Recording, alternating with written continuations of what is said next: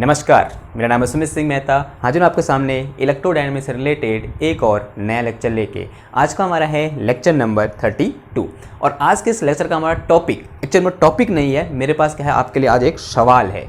और सवाल क्या है, यहाँ पर लिखा है क्या कल का होमवर्क किया? बहुत इम्पोर्टेंट था, किया या नहीं किया पहले ये बताओ, क्योंकि मेरे पास अभी तक कोई मैसेज नहीं पहुंचा है कि सर मैंने होमवर्क किया। इसका मतलब आपने नहीं किया। मैंने कल जब होमवर्क दिया था और मैंने बोला था कि ये 2 क्वेश्चन हैं, इनको ज़रूर से करना। अगर इनको नहीं करोगे तो फिर आपके लिए क्या है, मतलब एक तरीके से हानि हो सकती है, क्योंकि ये क्वेश्चन एग्जाम में आते हैं। आपके यूनिवर्सिटी एग्जाम में आ सकते हैं या फिर किसी भी कॉम्पिटिटिव एग्जाम में आपके सामने ये क्वेश्चन ज्यों के त्यों पूछे जा सकते हैं। ठीक है, अगर आपने नहीं किया है तो कोई बात नहीं, किया है तो आपको क्या है, बधाइयाँ। ओके, अब देखो एक बार देख लें कि होमवर्क क्या था। तो सबसे पहला जो क्वेश्चन था हमारे पास कि हमारे पास क्या थी, एक बाउल थी और यहाँ बोल सकते हैं एक इन्वर्टेड बाउल थी, और उस बाउल के कारण क्या करना था, हमको किसी पॉइंट पर इलेक्ट्रिक फील्ड फाइंड करना था। वो पॉइंट क्या था, चलो देखते हैं। तो क्वेश्चन नंबर फर्स्ट लिखो इस तरीके से। क्वेश्चन नंबर फर्स्ट कुछ इस तरीके से है कि ये मेरे पास एक्स वाई जेड एक्सेस बना दें या पहले बाउल बना देते हैं। ठीक है, तो इस तरीके से क्या है, मेरे पास ये बाउल है एक। ओके, ये उसका नीचे का हिस्सा है और यूं है फिर। ठीक है, समझ में आई? कटोरा अगर मैं दिखाना चाहूँ तो मेरे पास हाँ ये है। ठीक, ये देखो ये है, ये थोड़ा अप्रोक्सीमेटली बॉल की तरह है। तो ये वाला हिस्सा कौन सा है, ये वाला है। ओके, थोड़ा सा सही बनाते हैं, पहले ऊपर बनाते हैं। ओके, देखो कुछ इस तरीके से है, ऐसा है कुछ। ओके, और इसका सेंटर है और ये क्या है, इसका ये नीचे वाला बेस है। ओके, ना इन्वर्टेड बाउल है, यूं करके क्या है, ये बाउल है और इस बाउल के सरफेस में क्या है, कुछ चार्ज इस तरीके से डिस्ट्रीब्यूटेड है। कहाँ है चार्ज, इसकी सरफेस पर है, यूं करके। ओके, ऐसे सरफेस पर चार्ज है और इसका सरफेस चार्ज डेंसिटी कितनी है, सिग्मा है। तो इसका सरफेस चार्ज डेंसिटी कितनी दे रखी है हमको, सरफेस चार्ज डेंसिटी कितनी है, सरफेस चार्ज डेंसिटी हमें दे रखी है कितनी, सिग्मा दे रखी है। और ऐसा बोल रखा है कि इसकी रेडियस कितनी है, आर है। इसकी रेडियस कितनी है, आर है, यानी यहाँ से यहाँ तक इसके सेंटर से लेकर इसके सरफेस तक डिस्टेंस, उसे हम क्या बोलते हैं, रेडियस बोलते हैं। और दूसरी चीज क्या दे रखी है, रेडियस दे रखी है कितनी है, रेडियस इक्वल टू कितनी है, इसकी आर है। ओके, और अज्यूम करो कि this is my z axis, ये क्या है हमारा जेड एक्सेस है, और ये क्या हो जाएगा हमारा वाई एक्सेस हो जाएगा, और ये क्या हो जाएगा इस तरीके से, this is our x axis. तो ये क्या हो जाएगा, ओरिजिन हो जाएगा। ठीक है, इस कोऑर्डिनेट सिस्टम का ओरिजिन हो गया, और ये क्या होगा, रेडियस होगी, और ये क्या होगा, सिग्मा इसकी सरफेस चार्ज डेंसिटी होगी। और यहाँ पर एक पॉइंट पी है, ये पॉइंट क्या है, पी है। हमें क्या करना है, फाइंड क्या करना है हमको, find V at point 2 point पर निकालना है। एक कहाँ पर, point O and point P. ठीक है, 2 पॉइंट हैं, एक पॉइंट क्या है, ओ है, और एक पॉइंट क्या है मेरे पास, पी है। तो इन 2 पॉइंट पर क्या करना है, मेरे को इलेक्ट्रोस्टैटिक पोटेंशियल फाइंड करना है। यानी क्या करना है, एक तो मुझे वी ओ इक्वल टू क्या होगा ये बताना है, एंड दूसरा क्या निकालना है, वी पी इक्वल टू क्या होगा, ये हमें क्या करना है, फाइंड करना है। ठीक है, कुछ बच्चों ने ट्राई किया होगा और कुछ बच्चों का आंसर भी आ गया होगा। ठीक है, तो उनके लिए बहुत बहुत बढ़िया बात है। ठीक है, अब देखो तो सबसे पहले क्या निकालें, वी ओ निकाल दें, यानी इस पर्टिकुलर पॉइंट ओ पर हमारा जो इलेक्ट्रिक पोटेंशियल होगा वो कितना होगा। तो उसके लिए मुझे क्या करना पड़ेगा, सबसे पहले देखो क्या है, एक कंटिन्यूअस चार्ज डिस्ट्रीब्यूशन है और एक फाइनाइट है। ओके, तो क्या करना पड़ेगा, सबसे पहले एक छोटे से लाइन एलिमेंट के कारण, लाइन एलिमेंट नहीं सरफेस एलिमेंट में जो चार्ज होगा उसके कारण क्या कर देंगे हम, इलेक्ट्रिक फील्ड फाइंड कर, सॉरी इलेक्ट्रिक पोटेंशियल फाइंड कर देंगे। कहां पर, इस पॉइंट ओ पर। फिर क्या कर देंगे, उसको इंटीग्रेट कर देंगे। तो since we know now at first, तो पहला लिखो potential at point O, potential at point O, या फिर ओरिजिन नहीं बोल सकते हो। ओके, तो वी ओ इक्वल टू कितना हो जाएगा, देखो from formula we know that V O equal to 1/4 pi epsilon naught integration क्या होता है, d q divided by curly r होता है। अब मुझे क्या चाहिए, पहले तो डी क्यू चाहिए, फिर क्या चाहिए मेरे को, यहाँ पर करली आर चाहिए। तो अज्यूम कर लो कि यहाँ पर मैंने क्या अज्यूम कर लिया कि इसकी सरफेस पर, ये क्या इसकी सरफेस है, इसकी सरफेस पर मैंने यहाँ पर एक छोटा सा इस तरीके से सरफेस एलिमेंट अज्यूम कर लिया। ठीक है, ये क्या है मेरे पास, दिस इज डी ए, ये क्या है मेरे पास, डीए है। अब ये छोटा सा सरफेस एलिमेंट डीए है, तो इस सरफेस एलिमेंट डीए में जो चार्ज होगा वो भी क्या होगा, बहुत छोटा सा होगा। तो यहाँ पर जो डीए है वो क्या है मेरे पास, सरफेस एलिमेंट है। जो डीए है मेरे पास, ये क्या है मेरे पास, सरफेस एलिमेंट है। ये चीज क्या है, सरफेस एलिमेंट। तो चार्ज ऑन सरफेस एलिमेंट कितना हो जाएगा, charge of D A equal to कितना हो जाएगा, this is equal to very very small charge and let us say this charge is D Q. तो जो डी ए एलिमेंट है उसमें कितना चार्ज है, डी क्यू चार्ज है। तो सिग्मा इक्वल टू क्या हो जाएगा, इसका मतलब जो सिग्मा इक्वल टू क्या होता है, सिग्मा होता है हमारे पास क्या, charge per unit area, sigma क्या होता है, चार्ज पर यूनिट एरिया, यानी कितना आ जाएगा ये D Q over D A आ जाएगा। तो फ्रॉम हियर जो डी क्यू हो गया मेरे पास वो कितना आ जाएगा, सिग्मा इंटू डी ए हो जाएगा। समझ में आया? तो डी क्यू को जो क्या पुट कर सकते हो आप, सिग्मा इंटू डी ए पुट कर सकते हो। नाउ अब क्वेश्चन ये है कि what will be the value of D A, D A की वैल्यू क्या होगी। देखो डी ए किस डायरेक्शन में है, यानी जो हमारे पास यहाँ पर एरिया एलिमेंट अज्यूम कर रखा है, तो इसका एरिया वेक्टर किस डायरेक्शन में होगा। तो ऑब्वियस सी बात है, अगर मेरे पास ये क्या है, इसको एक स्फीयर का हेमीस्फीयर अज्यूम करो, इसको आप इन्वर्टेड बाउल भी बोल सकते हो या फिर हेमीस्फीयर भी बोल सकते हो। तो हेमीस्फीयर की सरफेस में अगर मैं कोई एक एरिया एलिमेंट अज्यूम करता हूं तो किस डायरेक्शन में होता है, आर कैप डायरेक्शन में। अगर मैं किसकी बात करता हूं, स्फेरिकल कोऑर्डिनेट सिस्टम की बात करता हूं, तो स्फेरिकल कोऑर्डिनेट सिस्टम में अगर मैं यहां पर एक छोटा सा इस तरीके से एलिमेंट अज्यूम करूं, जैसे कि मैंने यहां पर अज्यूम कर रखा है, then this element will be in r cap direction. तो जो मेरे पास डी ए होगा वो किस डायरेक्शन में होगा, तो यहां पर मैं अगर ऐसे लिख सकता हूं कॉमा लगा के, जो डी ए वेक्टर होगा मेरा, जो डी ए वेक्टर होगा उसकी डायरेक्शन में होगा, आर कैप डायरेक्शन में होगा। आर कैप क्या है यहाँ पर मेरे पास, यहाँ पे जो आर है वो क्या है, जो हमारे पास स्फेरिकल कोऑर्डिनेट होता है वो है, ठीक है, आर थीटा फाई होता है, तो आर क्या है वो वाला है, ठीक, किधर है बात ना। अब होगा क्या फिर, डी ए की वैल्यू क्या होगी। देखो जो डी ए होगा उसको यहां लिखूं, तो जो डी ए होगा वो किस डायरेक्शन में, पहले तो डायरेक्शन लिखते हैं, तो d a will be in r cap direction. If d A is r cap direction then d a will be d l theta and d l phi, ऐसा तो होगा, d l theta into d l phi हो जाएगा। Then d A equal to, देखो d l theta का मतलब क्या हुआ, infinitesimal displacement in theta direction. क्या बोल रहा हूं मैं, infinitesimal displacement in theta direction, कि थीटा डायरेक्शन में इनफाइनेटिमल डिस्प्लेसमेंट कितना होगा, कितना होगा बताओ। देखो कहां पर हम सरफेस पर हैं, या ऐसे बोल सकते हो, वो क्या हो जाएगा मेरे पास आर डी थीटा हो जाएगा। देखो इनफाइनेटिमल डिस्प्लेसमेंट इन थीटा डायरेक्शन कितना होता है, आर डी थीटा होता है, और डी एल फाई क्या है, infinitesimal displacement in phi cap direction, and this will be equal to R sine theta D phi. ये होता है, ये हमने पढ़ा हुआ है। अगर आपको ये समझ में नहीं आ रहा है कहां से लिखा, तो ये आपके लिए शर्म की बात है। ये मत कहना कि सर आप समझा नहीं पाए। कुछ बच्चे ऐसा भी सोच रहे होंगे कि ये कैसे लिख दिया, ऐसा कैसे आ गया, उनके लिए कठिन हो रहा होगा। तो उनका दोष क्या है कि उन्होंने वेक्टर एनालिसिस नहीं देखा है। तो वेक्टर एनालिसिस देखो, और मैंने यहां पर सब कुछ क्या कर रखा है, इसको एक्सप्लेन कर रखा है कि आर कैप डायरेक्शन में जो एरिया एलिमेंट होगा वो क्या होगा, ठीक है।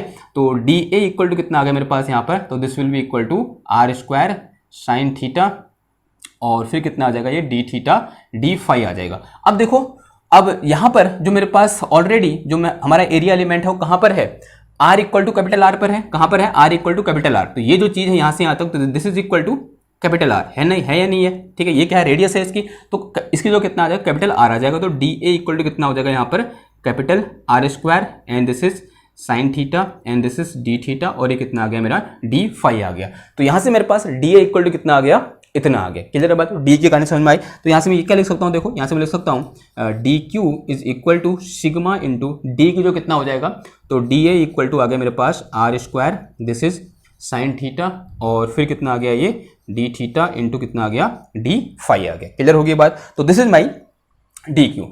अब मुझे क्या चाहिए, अब इधर देखो करली आर चाहिए, यानी कहां पर निकालना है, इस पॉइंट ओ पर निकाल, तो ये वेक्टर चाहिए। तो this vector, this is curly are, ये क्या है मेरा करली आर वेक्टर है, किस डायरेक्शन में, इस डायरेक्शन में। तो ये चाहिए, ये वेक्टर चाहिए मेरे को, क्योंकि इस पॉइंट से जो डी क्यू यहाँ पर चार्ज है, या फिर जो डी ए मेरे पास एरिया एलिमेंट है, इससे लेकर इस पॉइंट, यानी जहां पर हमको इलेक्ट्रिक पोटेंशियल निकालना है, उस पॉइंट तक का जो सेपरेशन वेक्टर का मैग्नीट्यूड है वो क्या है मेरे पास, करली आर है। तो ये करली आर चाहिए मेरे को। कैसे निकालोगे, तो ये निकालने के लिए पहले मुझे क्या पता होना चाहिए, या फिर सीधे लिख दो, सीधे किसके बराबर होगा इसका मैग्नीट्यूड यहां से यहां तक। तो this is equal to radius of this hemisphere, है या नहीं है बताओ। ये जो होगा मेरे पास, अगर मैं यहां पर लिखूं, जो मेरे पास जो करली आर वेक्टर है, इसका मैग्नीट्यूड किसके बराबर होगा, रेडियस ऑफ हेमिस्फीयर के बराबर होगा या नहीं होगा, अभी बताओ, होगा नहीं होगा। आंसर है हाँ होगा, क्योंकि ये क्या है एक्चुअल में रेडियस तो है ना, क्योंकि ये रेडियस है, ये भी आर है, तो सब मतलब सरफेस से ओरिजिन से सरफेस की डिस्टेंस क्या होती है, हर पॉइंट पर सेम होती है, and which is equal to the radius of sphere. ठीक, क्लियर बात। तो जो मैग्नीट्यूड ऑफ करली आर होगा वो किसके बराबर होगा मेरे पास, रेडियस के बराबर होगा। आज सब कुछ पता है, तो एक काम करो, ये वैल्यू उठाया कहाँ पुट कर दो, इस फॉर्मूले में पुट कर दो। तो वी ओ इक्वल टू कितना निकल के आएगा मेरे पास, तो this is equal to 1/4 pi epsilon naught, and this is integration d q, जो कितना आ जाएगा, ये आ जाएगा मेरे पास sigma are square, and this is sine theta and D theta into कितना आ गया, डी फाई, और डिवाइड में कितना आ जाएगा, ये आर आ जाएगा। देखो दो बार तो डबल इंटीग्रेशन आ जाएगा इधर पे। देखो थीटा की लिमिट कहाँ से कहाँ हो जाएगी, पहले फाइव की बताओ, तो फाइव की कहाँ से कहाँ हो जाएगी, जैसे 0 से 2 पाई, देखो फाइव पूरा ऐसे घूम रहा है। और थीटा की बताओ, थीटा ये कौन बताएगा, जो बताएगा जीनियस है। थीटा की लिमिट हो जाएगी कहाँ से कहाँ तक, 0 से π/2 हो जाएगी। ठीक है, कुछ बच्चे कर भी रहे होंगे तो यहाँ पर लिमिट रखने में उनको क्या होगी, थोड़ा बहुत दिक्कत आई होगी। वैसे तो नहीं आनी चाहिए, बिकॉज मैंने बहुत बेहतरीन तरीके से पढ़ा रखा है वेक्टर एनालिसिस, लेकिन यहाँ पर अगर थोड़ा बहुत दिक्कत आ रही है, आप विजुलाइज कर सकते हो। जो मेरे पास थीटा है वो कहाँ से कहाँ होता है, यहाँ से लेकर ऐसे फिर ऐसे आता है ना। ठीक है, लेकिन ये कहाँ पर, यहाँ पर रुक जा रहा है। ठीक, यहाँ तो है ही नहीं, इधर है ही नहीं, तो यहाँ से आया इधर तक, ये है ना, दिस इज माई थीटा। तो कितना है, ओनली 90। ठीक है, 0 to 90, तो 0 से कितना आ गया, ये π/2 आ गया। देखो इस आर स्क्वायर से ये आर एक कैंसिल हो जाएगा, और v0 या फिर आर से एक आर कैंसिल हो जाएगा, तो कितना आ गया, ये 1/4πε0। और यहाँ से मेरे पास सिग्मा आर, और फिर कितना आ गया, देखो यहाँ पर फाइव कितना 2π हो जाएगा, तो कितना आ गया, 2π आ गया। फिर यहाँ कितना है मेरे पास, जैसे साइन थीटा, साइन थीटा क्या होता है, कॉस थीटा हो जाता है, तो माइनस का कितना आ गया, ये कॉस थीटा। और लिमिट कहाँ से कहाँ हो जाएगी, 0 से π/2 हो जाएगी। ठीक है, 0 से π/2। तो यहाँ से मेरे पास v0 इक्वल टू कितना आ गया, देखो पाई से पाई उड़ा दो, और इस 2 से इसको 2 बार उड़ा दो, तो कितना आ गया, ये सिग्मा आर अपॉन कितना आ गया, ट्वाइस ऑफ एप्सिलॉन नॉट, ऐसा कुछ आया, sigma are upon twice of epsilon naught. फिर माइनस साइन बाहर ले वाला, अंदर कितना बच गया यहाँ पर, cos π/2, cos π/2 माइनस कितना आ जाएगा, cos 0 आ जाएगा। ठीक है, cos 0 डिग्री। और cos π/2 कितना होता है, 0 होता है। ठीक है, तो यहाँ से मेरे पास v0 इक्वल टू कितना आ गया, और मैंने इसका प्लस हो जाएगा, और cos 0 कितना होता है, 1 होता है। तो ये आ गया मेरे पास कितना, sigma are upon twice of epsilon naught. तो एट v इक्वल टू 0 जो मेरा पोटेंशियल निकल के आया, या पूछते हैं v0 निकल के आया, वो कितना निकल के आ गया, sigma are upon twice of epsilon naught निकल के आ गया, ड्यू टू दिस हेमिस्फीयर। इतनी बात क्लियर होगी आपको। नाउ अब ठीक है, ये बात समझ आई। अब जो दूसरा एम है हमारे पास, वो क्या है कि electric potential at point P, इस पॉइंट P पर इलेक्ट्रिक पोटेंशियल कितना होगा, ये हमें क्या करना है, फाइंड करना है। नाउ सेकंड एम इज कि electric potential at point P। Now अब लिखो यहाँ पर, कहाँ पर, एट पॉइंट P लिखो।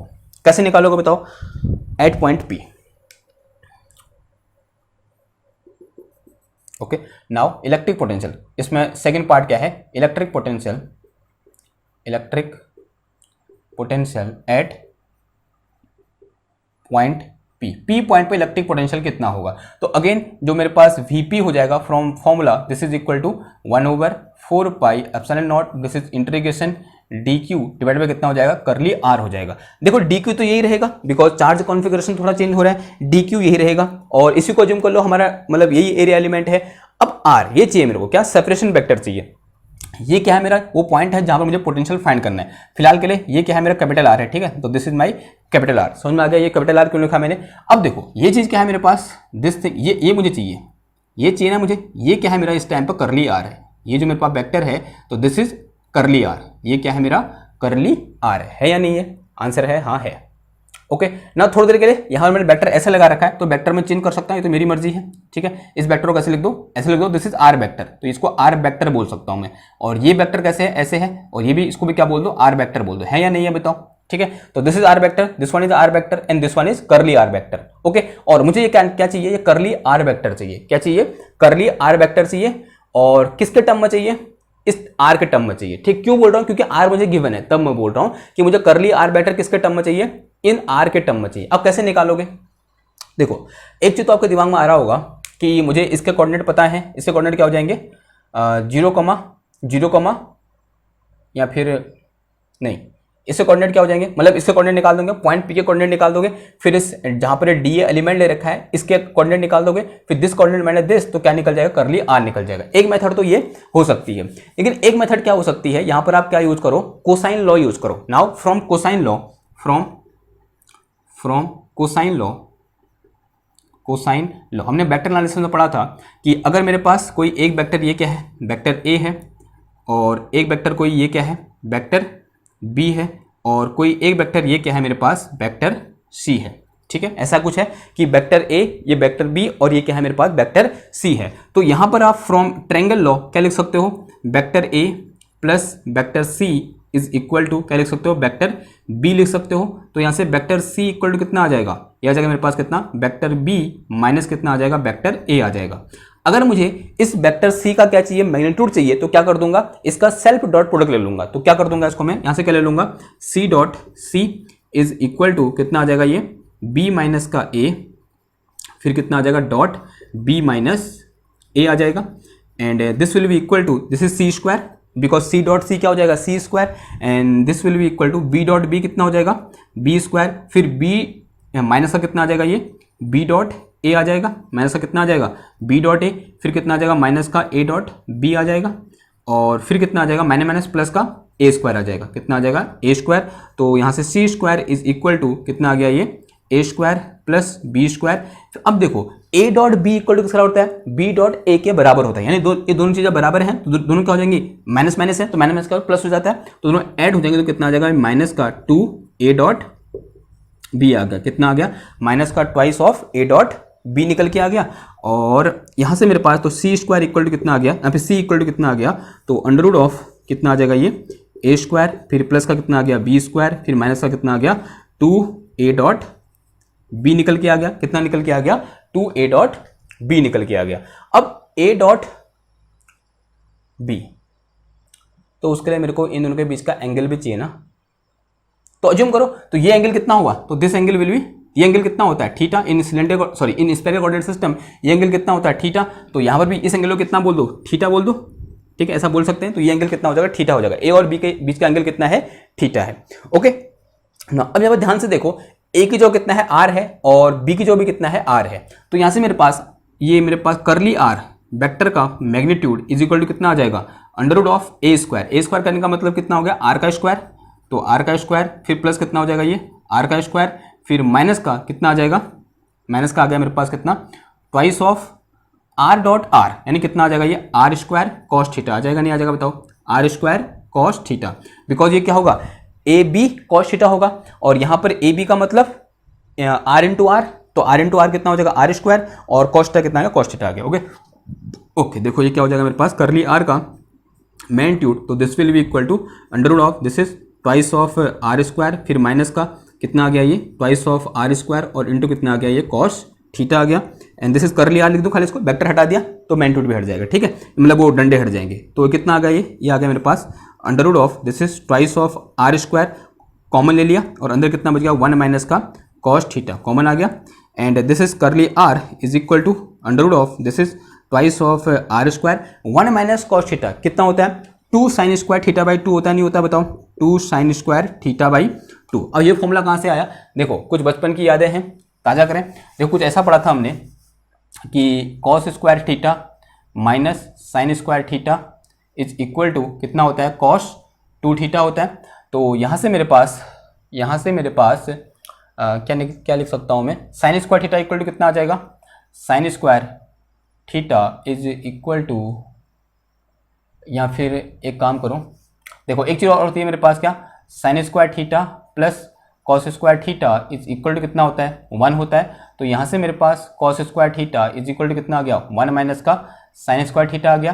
तो इसे उठा कहाँ पुट कर दो इधर पुट कर दो इसे इधर पुट करोगे तो कितना आ जाएगा ये 1 माइनस का 2 sine square theta and this is equal to cos twice of theta. तो यहाँ से मेरे पास 2 sine square theta is equal to कितना आ गया ये दिस इज 1 माइनस का कॉस 2 थीटा आ गया। और अगर मैं यहाँ पर एक इधर 2 थीटा है इसको अगर थीटा लिखूंगा तो यहाँ क्या हो जाएगा थीटा बाई 2 हो जाएगा। तो कितना आ गया ये 2 sine square theta by 2 is equal to 1 minus cos theta हो गया। तो 1 minus cos theta equal to कितना आ गया ये 2 साइन स्क्वायर थीटा बाई 2 आ गया। ठीक है इतनी बात क्लियर है। अब देखो 2 2 4 हो गया ये सब अंडर रूट से बाहर हट जाएंगे तो कितना आ जाएगा ये 2 R this is cos theta by 2 आ गया। तो ये जो मेरे पास सेपरेशन वेक्टर निकल के आया इस डी क्यू चार्ज से लेकर इस पॉइंट P के बीच का वो कितना निकल के आ गया 2r कॉस थीटा बाई 2 निकल के आ गया। अब यहाँ से इसे उठाओ कहाँ पुट कर दो इधर पुट कर दो। डी क्यू क्या है मेरे पास ये दिया हुआ है पहले ही यहाँ पर मैं कैलकुलेट कर रखा है डी क्यू की जगह यही रहने दो। तो यहाँ से मेरे पास Vp इक्वल टू कितना हो गया नाउ Vp इक्वल टू ठीक है नाउ जो मेरे पास Vp इक्वल टू आ गया वो कितना आ गया देखो। तो this is 1/4 pi epsilon naught integration और डबल इंटीग्रेशन आएगा और ये पुट करो तो this is equal to sigma are square फिर कितना आ गया ये this is sine theta and D theta and D phi और अपॉन में कितना आ गया आर आ गया करली आर। तो this is equal to 2r this is cos theta by 2 कितना आ गया 2r कॉस थीटा बाई 2 आ गया। ठीक है और लिमिट की बात करेंगे तो अगेन यहाँ पर लिमिट थीटा की लिमिट कहाँ से कहाँ हो जाएगी 0 से पाई बाई 2 हो जाएगी और फाई की लिमिट 0 से कहाँ आ जाएगी 2 पाई आ जाएगी। ठीक है ओके नाउ सॉल्व कर दो फिर कुछ टर्म कैंसिल हो रहे हैं देखो इस r से एक r कैंसिल हो जाएगा इधर पे, और इतना ही है फिर, ठीक है। सॉल्व करना ही पड़ेगा ना, और कुछ कैंसिल नहीं हो रहा है, कुछ नहीं हो रहा है।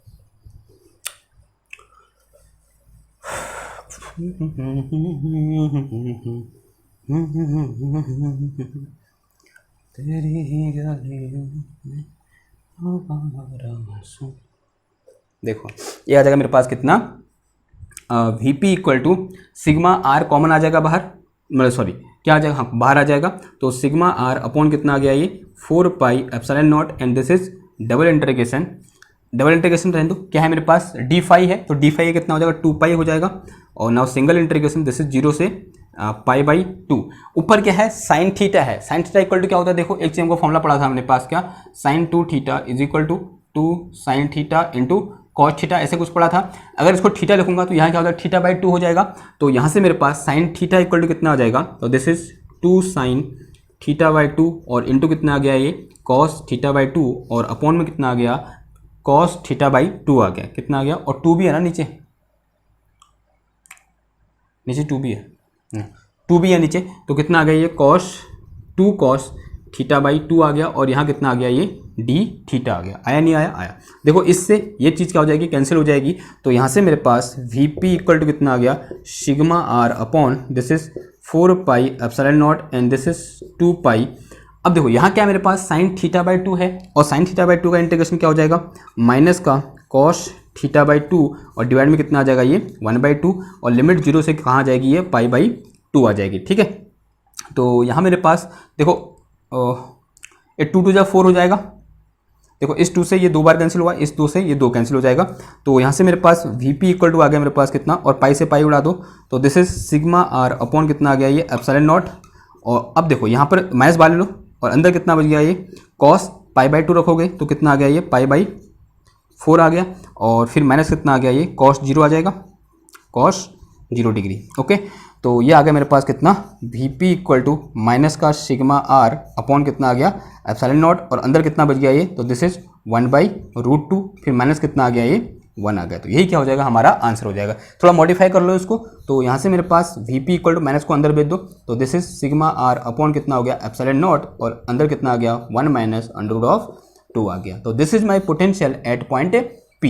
ये क्या निकला, पोटेंशियल एट पॉइंट P निकला, P कहाँ है ये है, ओके ना। कभी कभी यही पूछ सकता है कि what is the difference between potential difference between point P and point O, ये पूछ सकता है आपसे, क्या पॉइंट O और पॉइंट P के बीच का पोटेंशियल डिफरेंस क्या होगा, ये क्या करो फाइंड करो। अब तो वो तो मिटा दिया मैंने, ठीक है, वो मेरे पास है नहीं O वाला, और मुझे याद है नहीं, तो ये के लिए क्या है आपके लिए होमवर्क है कि पॉइंट O और पॉइंट P के बीच का क्या निकालो, पोटेंशियल डिफरेंस फाइंड करो, ठीक है, कर लोगे, बहुत आसान सा केस है, ओके। तो ये तो क्या हो गया हमारा जो पहला होमवर्क था, जो क्या था अपने आप में एक इंपॉर्टेंट क्वेश्चन था। यहाँ पर एक नया कॉन्सेप्ट हमें देखने को मिला कि यहाँ पर हम ये जो करली आर है या बोलते हैं सेपरेशन वेक्टर है, उसको हम कोसाइन लॉ की हेल्प से भी क्या कर सकते हैं, फाइंड कर सकते हैं। हमने किया फाइंड, हाँ जी हमने किया। नाउ अब बात करते हैं किसकी, जो नेक्स्ट क्वेश्चन था कि कोन, किसी कोन के कारण कोन के वर्टेक्स में कितना इलेक्ट्रिक पोटेंशियल होगा, और ये ग्रिफिथ का क्वेश्चन है, शायद क्वेश्चन नंबर 2.26 है, आप एक बार जाके देख लेना, ओके। मैं मिटाता हूँ, आई होप नोट हो गया होगा, हो गया ना नोट, तो स्क्रीनशॉट ले लो, फटाफट स्क्रीनशॉट ले लो, ले लिया, ओके वेरी गुड, आगे बढ़ते हैं। और क्वेश्चन नंबर 2 लिखो, और ग्रिफिथ में शायद 2.26 इस टाइप से कुछ क्वेश्चन है ये, आप वहाँ से पूरी थ्योरी देख लेना है इसकी, मैं नीचे डिस्क्रिप्शन में टाइप भी कर दूंगा उस थ्योरी को, ऐसी कोई बात नहीं है, लेकिन हाँ एक बार आप जरूर से किताब खोल के देख लेना, बिकॉज किताब से पढ़ना क्या है बहुत इंपॉर्टेंट है, अगर किताब से नहीं पढ़ोगे तो फिर गड़बड़ हो जाएगी, ठीक। किसी एक पर्टिकुलर चीज़ पर कभी भी आश्रित नहीं होना चाहिए अपनी लाइफ में कहीं पर भी, ठीक है, आपके पास वेरिएशन होने चाहिए, यानी वेरिएबल होना चाहिए, यानी समझ रहे हो बात को, वैल्यू आप कोई कांस्टेंट नहीं होना चाहिए, आपको वेरिएबल रहना पड़ेगा, कांस्टेंट रहोगे तो फिर गड़बड़ हो जाएगी, ठीक।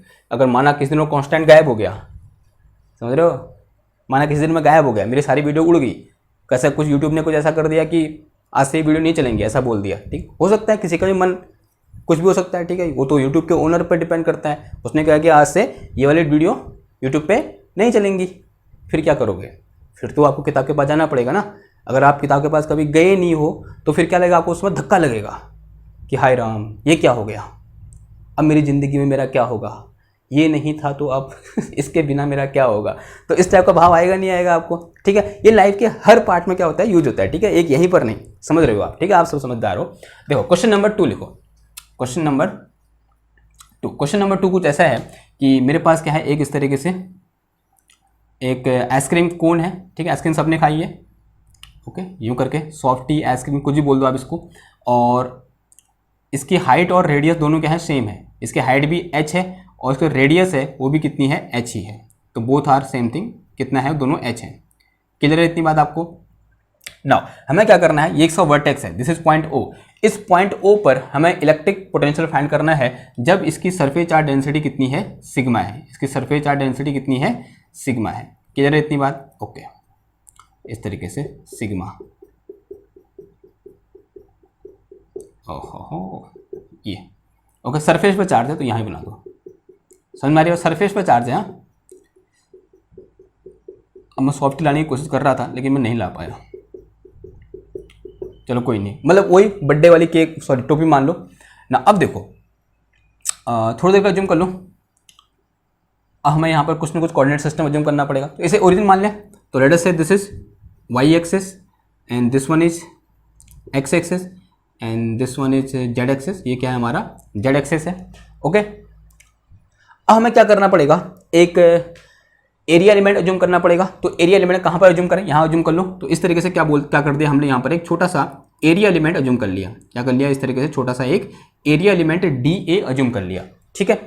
अब सबसे पहले क्या करेंगे, इस DA के कारण इस पॉइंट O पर इलेक्ट्रिक पोटेंशियल फाइंड करेंगे, और लेट अस से कि इस DA से लेकर इस पॉइंट O तक के बीच का जो सेपरेशन वेक्टर है वो कितना है, करली R वेक्टर है, ठीक है। एक्चुअल में फॉर्मूला क्या होता है हमारे पास, ये चीज होता है कि V इक्वल टू, तो V at O equal to 1/4 pi epsilon naught integration this is DQ divide में कितना आ जाएगा, ये करली R आ जाएगा। देखो करली R तो ये है, ये करली R है, और कहां से कहां वेरी कर रहा है, 0 से लेकर यहाँ पे 0,0,0 होगा, इस पॉइंट तक वेरी कर रहा है। इससे कुछ कोऑर्डिनेट होंगे, अभी हम ड्रॉ करेंगे, मतलब अभी हम देखेंगे कि यहाँ पर पॉइंट क्या होगा, ठीक है। R की यहाँ पर क्या वैल्यू, जो करली R हमने अज्यूम कर रखा है, इसकी इस पॉइंट पे वैल्यू क्या होगी, तो उससे हम क्या कर देंगे, यहाँ से यहाँ लिमिट ले लेंगे, ठीक है। वो तो केस क्या हुआ, सिंपल हुआ। नाउ दूसरा क्वेश्चन ये है कि what will be the DQ। तो अज्यूम करो कि यहाँ हमने छोटा सा क्या मान लिया, एक एरिया एलिमेंट DA अज्यूम कर लिया। तो ये क्या अज्यूम कर लिया मैंने, DA अज्यूम कर लिया। ना क्वेश्चन ये है कि DA की वैल्यू क्या होगी। उससे पहले एक क्वेश्चन ये है कि हम यहाँ पर कौन सा कोऑर्डिनेट सिस्टम यूज करें, spherical coordinate system, cylindrical coordinate system, या फिर कार्टेशियन कोऑर्डिनेट सिस्टम। बताओ कौन सा करें। कौन जैसा है, नहीं प्रॉपर स्फीयर है, नहीं प्रॉपर सिलेंडर है, नहीं डिस्क है, तो कौन सा करें। तो यहाँ पर सुटेबल रहेगा कौन सा वाला, स्फेरिकल। कौन सा वाला, स्फेरिकल कोऑर्डिनेट सिस्टम। तो स्फेरिकल कोऑर्डिनेट सिस्टम में सबसे पहले तो हमें यह जानना है कि ये जो मेरे पास DA एरिया एलिमेंट हमने ले रखा है, इसकी एरिया वेक्टर की डायरेक्शन क्या होगी। बता सकते हो आप, बताओ कि ये जो मैंने DA यहां पर एरिया एलिमेंट ले रखा है, इसकी डायरेक्शन किस डायरेक्शन में होगी, मतलब R कब डायरेक्शन में होगी, थीटा कब डायरेक्शन में होगी, या फिर फाई कब डायरेक्शन में होगी। अगर मेरे को एक बार डायरेक्शन पता चल जाती है, तो डायरेक्शन का विजुअलाइजेशन कर लेता हूं, तो DA इन स्फेरिकल कोऑर्डिनेट सिस्टम क्या होगा वो मैं लिख पाऊंगा, नहीं लिख पाऊंगा। आंसर है हाँ, लिख पाऊंगा। लेकिन उससे पहले मुझे इस DA की डायरेक्शन क्या होगी ये क्या करना है, मेरे को पता करना है। कहां की ओर होगी डायरेक्शन, तो डायरेक्शन होती है हमेशा उस एरिया एलिमेंट के परपेंडिकुलर। तो ये क्या है, मेरे पास एरिया एलिमेंट है और इसके परपेंडिकुलर क्या हो जाएगा, ये हो जाएगा। तो दिस थिंग इज डायरेक्शन। तो ये क्या होगी, मेरे एन कैप होगी, या direction perpendicular to the area element, या बोल सकते हैं डायरेक्शन ऑफ एरिया वेक्टर। तो ये क्या है, मेरी डायरेक्शन ऑफ एरिया वेक्टर है ना। क्वेश्चन ये है कि ये डायरेक्शन कौन सी डायरेक्शन होगी, कोई बता सकता है मेरे को कि ये जो डायरेक्शन मैंने यहां पर लिखी है ये कौन सी डायरेक्शन होगी। तो this is the direction of theta cap. देखो ऐसे क्यों बोल रहा हूं मैं, देखो ये मेरे पास क्या होता है, इस तरीके से एक कार्टेशियन कोऑर्डिनेट सिस्टम है, this is X axis, this one is Y axis and this one is Z axis. Assume कर लिया कि ये क्या है, मेरा R है और ये पॉइंट P है, ठीक है। ये क्या है, R है और ये पॉइंट P है। तो ये एंगल क्या है, थीटा है। तो दिस एंगल इज थीटा। अगर मैं ये बोलूं कि इस पर्टिकुलर पॉइंट P पर थीटा डायरेक्शन कहां की ओर होगी, तो थीटा डायरेक्शन कहां की ओर होगी, इधर की ओर। तो दिस इज थीटा, ये है नहीं थीटा।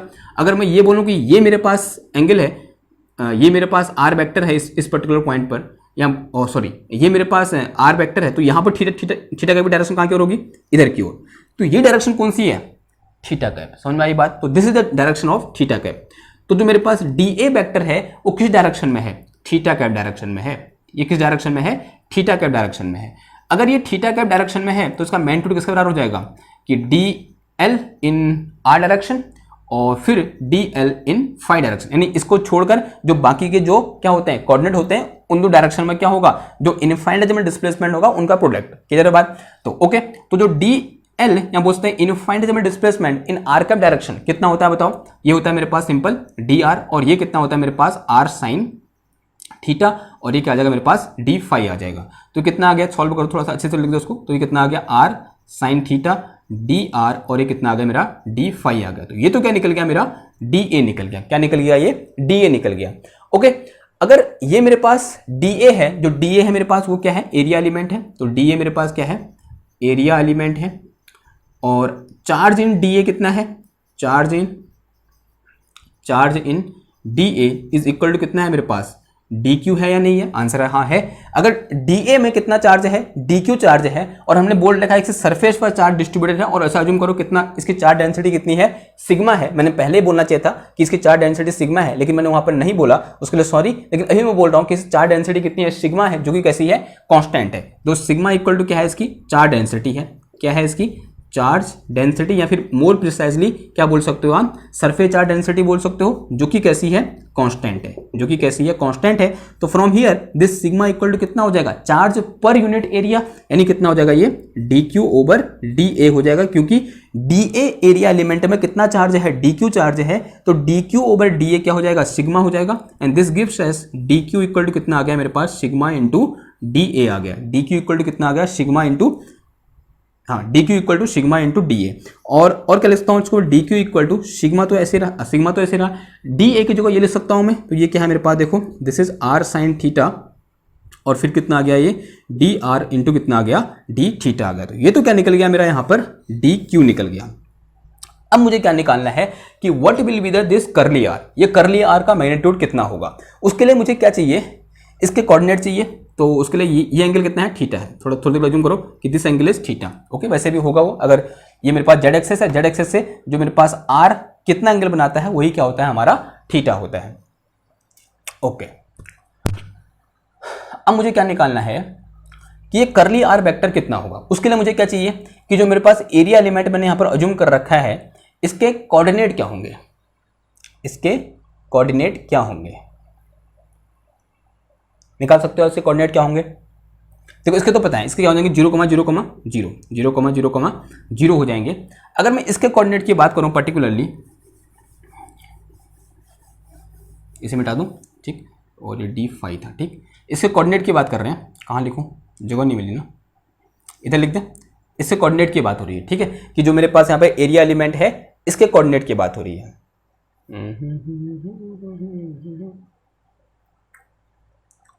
ओके, ये सेपरेशन कितना अज्यूम कर रखा है हमने, आर अज्यूम कर रखा है। तो एक्चुअल में होगा क्या, एक्स वाई जेड होगा, क्या होगा, एक्स वाई जेड होगा। अगर मैं किसकी बात करें, कार्टेशियन कोऑर्डिनेट सिस्टम की बात करें, लेकिन हम कहाँ बात करना चाह रहे हैं, स्फेरिकल कोऑर्डिनेट सिस्टम में बात करना चाह रहे हैं। और in spherical coordinate system X किसके बराबर होता है, R sine theta cos phi के बराबर होता है, नहीं होता है। तो ये कितना करली आर आ जाएगा यहाँ पर, ठीक है, कितना आ जाएगा, करली आर आ जाएगा। या फिर यहाँ हमने क्या दे रखा है, स्मॉल आर दे रखा है, तो यहाँ भी स्मॉल आर लिख लें, ठीक है, क्योंकि यहाँ पर मैंने ये स्मॉल आर लिख दिया ना, यहाँ मैंने क्या लिख दिया है, ये इस तरीके से स्मॉल आर लिख दिया है। लिखना कितना चाहिए था मेरे को, करली आर लिखना चाहिए था, लेकिन कोई बात नहीं, इसको क्या बोल दो, दिस इज स्मॉल आर, क्या बोल दो इसको, स्मॉल आर वेक्टर बोल दो, ठीक है। और इसे भी क्या बोल दो, लेट अस से थोड़ा सा चेंज करो, इसको भी स्मॉल आर बोल दो, ठीक है, अब सही है। ओके, तो कितना आ जाएगा, देखो ये आ जाएगा मेरे पास कितना, R sine theta cos phi, ये क्या निकला एक्स, फिर कितना आ जाएगा, R sine theta sine phi, और फिर क्या आ जाएगा जेड। तो जेड में कहाँ पर होगा ये, आर कॉस थीटा पर, कहाँ पर होगा, आर कॉस थीटा पर।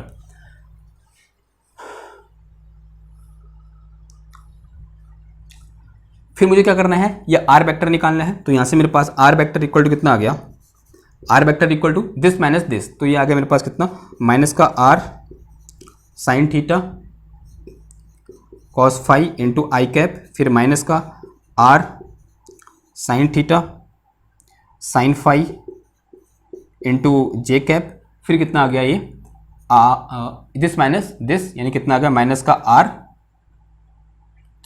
Are cos phi, sorry cos theta, minus का आर कॉस थीटा, और क्या आ गया, के कैप आ गया। ओके, इसका मैग्नीट्यूड कितना हो जाएगा, magnitude of R is equal to कितना हो जाएगा, अंडर रूट ऑफ, ये आ गया मेरे पास कितना, R square, this is sine square theta and cos square phi, और फिर प्लस का कितना आ गया, R square sine square theta, और फिर कितना आ गया ये साइन स्क्वायर फाई, फिर प्लस का कितना आ गया, R square and this is cos square theta, कितना आ गया ये, कॉस स्क्वायर थीटा। ओके, अब एक काम करो, दोनों ओर से साइन स्क्वायर थीटा कॉमन आया, और यहाँ अंदर कितना बच जाएगा, cos square theta plus sign square theta बच जाएगा जो 1 हो जाएगा। फिर अगेन दोनों ओर से आर स्क्वायर कॉमन आ जाएगा, अंदर कितना बच जाएगा, sine square theta cos square theta, sine square theta plus cos square theta, वो कितना हो जाएगा, 1 हो जाएगा। ये under root of are square बचा, और under root of are square equal to कितना हो जाएगा मेरे पास, सिंपल आर हो जाएगा। तो magnitude of R equal to क्या आया, आर आया। वैसे कैलकुलेट करने की जरूरत ही नहीं थी, तो ऑब्वियसली बात है ये डिस्टेंस कितनी किसके बराबर होगी, आर के बराबर होगी। ठीक है, तो magnitude of R equal to कितना आ गया, आर आ गया, यानी आर के जो क्या रहेगा, आर ही रहेगा। ओके, तो यहां से मेरे पास v इक्वल टू कितना आ गया, यहाँ V O equal to this is equal to 1/4 pi epsilon naught and this will be double integration हो जाएगा, और फिर कितना आ जाएगा, डी क्यू इक्वल टू कितना है, सिग्मा डी ए है, तो कितना आ जाएगा, देखो मेरे पास sigma r this is sine theta and d r d theta, और अपॉन में कितना आ गया, अपॉन में आ गया कितना मेरे पास, आर आ गया, और इस आर से ये आर उड़ गया। देखो आर की लिमिट कहाँ से कहाँ होगी, आर की लिमिट 0 to ये 0 है ना, ये पॉइंट क्या होगा, ये पॉइंट हो जाएगा क्या मेरे पास, ये कर्ण है, ये एच है, ये एच है, तो कितना हो जाएगा, देखो तो जो मेरे पास, इसको ओ बोल दो, इसको पी बोल दो, जो ओपी हो जाएगा मेरे पास, तो ओपी इक्वल टू आ गया मेरे पास कितना, under root of H square plus कितना आ जाएगा, एच स्क्वायर, और ये आ गया मेरे पास √2 इंटू एच आ गया। तो इसकी लिमिट कहाँ से कहाँ हो जाएगी, 0 to √2 इंटू एच, यानी √2 एच आ जाएगा। और फिर उसके बाद मेरे पास जो मेरे पास थीटा की लिमिट होगी वो कहाँ से कहाँ हो जाएगी मेरे पास, जो थीटा इक्वल टू हो जाएगा दिस इज 0 से 2 पाई, थीटा विल बी फ्रॉम 0 से 2 पाई, थीटा कहाँ से कहाँ होगा, 0 से 2 पाई आ जाएगा, and this will be equal to, this is equal to 1/4 pi epsilon naught, sigma constant है बाहर निकल गया, और आर का इंटीग्रेशन डी आर हो जाएगा, सॉरी डी आर का इंटीग्रेशन क्या बोल रहा हूँ मैं, डी आर का इंटीग्रेशन आर हो जाएगा, और फिर लिमिट पुट कर दो तो कितना आ जाएगा यहाँ पर, √2 एच आ जाएगा, कितना आ जाएगा, √2 एच, फिर साइन का कितना हो जाएगा, कॉस हो जाएगा, एक मिनट, थीटा, सॉरी यार,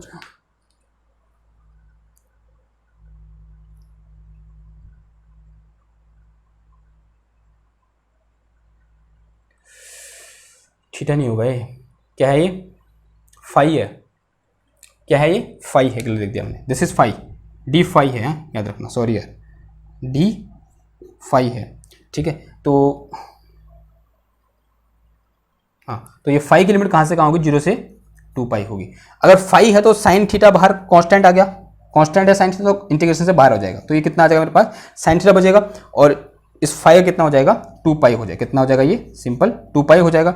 देखो इस 2 पाई से ये कट गया और ये 2 बार कट गया, and this is equal to कितना आ गया, ये sigma under root of twice of H into कितना आ गया ये साइन थीटा, और अपॉन कितना आ गया ये twice of epsilon naught, and from here जो मेरे पास वी ओ इक्वल टू निकल के आया, तो नीचे √2 हो जाएगा, तो दिस इज सिग्मा एच, और इंटू कितना आ गया ये साइन थीटा, और अपॉन कितना आ गया √2 इंटू एप्सिलॉन नॉट आ गया। ओके, नाउ थीटा किस तरीके से वेरी करेगा उस बात पर डिपेंड करेगा कि हमारे पास एट ओरिजिन जो पोटेंशियल है वो कितना है। अगर फॉर एग्जांपल मैं ये बोलूं कि थीटा इक्वल टू कितना है, 45 डिग्री है, theta equal to 45 degree, then sine 45 कितना होता है, 1/√2 होता है, तो यहाँ से मेरे पास वी नॉट इक्वल टू कितना आ गया, sigma h upon twice of epsilon naught आ गया for theta equal to 45। Okay, तो ये क्या हो जाएगा, इसका आंसर हो जाएगा। तो इस तरीके से अगर मेरे पास एक कोन दिया है तो और उस कोन में क्या है, सरफेस चार्ज डेंसिटी है उस कोन की कुछ,